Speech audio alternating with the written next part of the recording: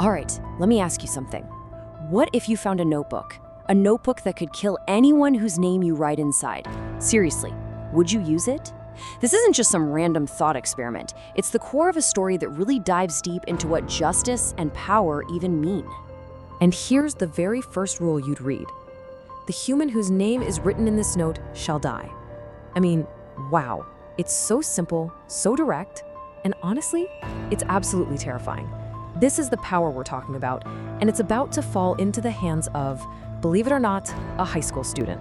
So, meet our main character. This is Light Yagami, and let me tell you, this guy is a genius. We're talking top student in all of Japan. But here's the thing, he is just so bored. He looks at the world around him and just sees rot. He thinks society is completely broken. He's this brilliant mind just kind of waiting for something, anything, to happen.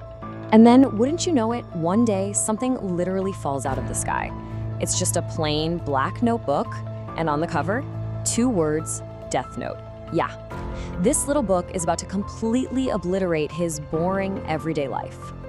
Now, Light's a smart guy, right? So his first reaction is pretty logical. He's like, how stupid, this has gotta be a prank.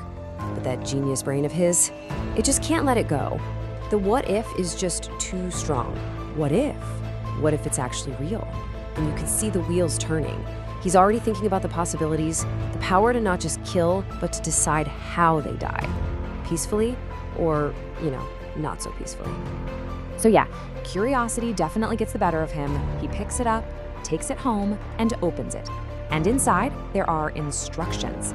This is where it gets really interesting and really specific. So let's break down the rules of this, frankly, incredible power.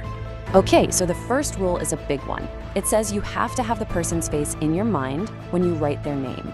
This is super important, right? It means you can't just kill every John Smith out there. You have to know who your target is.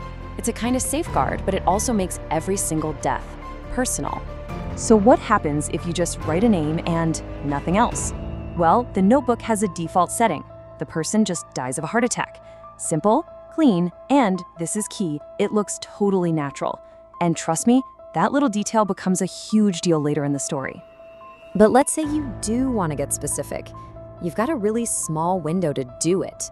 After writing the name, you have exactly 40 seconds to write down the cause of death. And then you have another 6 minutes and 40 seconds to write down all the little details. I mean, think about that. This isn't just a weapon. You're basically a puppet master of someone's final moments. Okay, so fast forward. 5 days go by. To everyone else, life is completely normal, but for Light, these 5 days have been intense. He's been locked away in his room, and he definitely hasn't been doing his homework. He's been testing, pushing the limits of this new, terrifying power.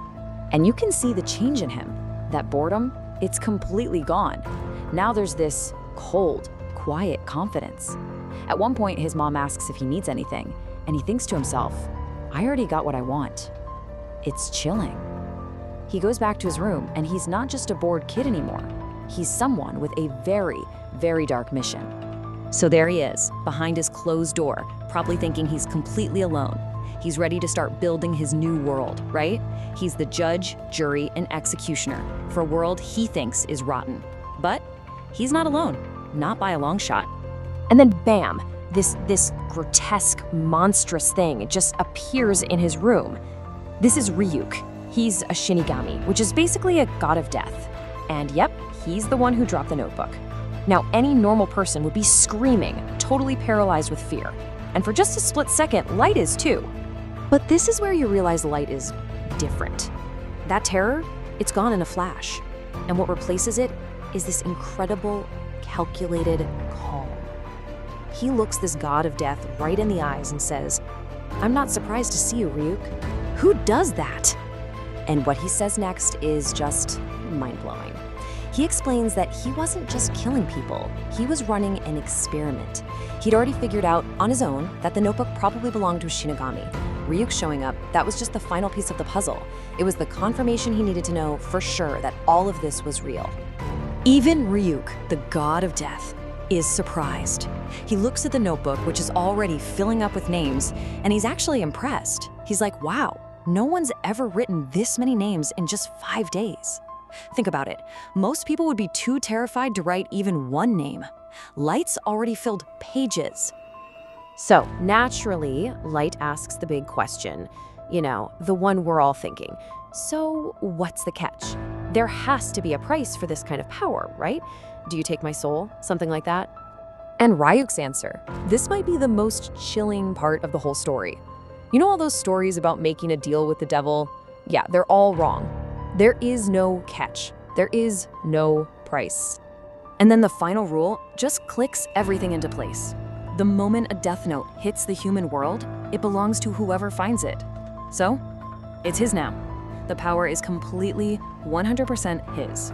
No takebacks. So, just like that, a bored genius is handed the power of a god with 0 strings attached.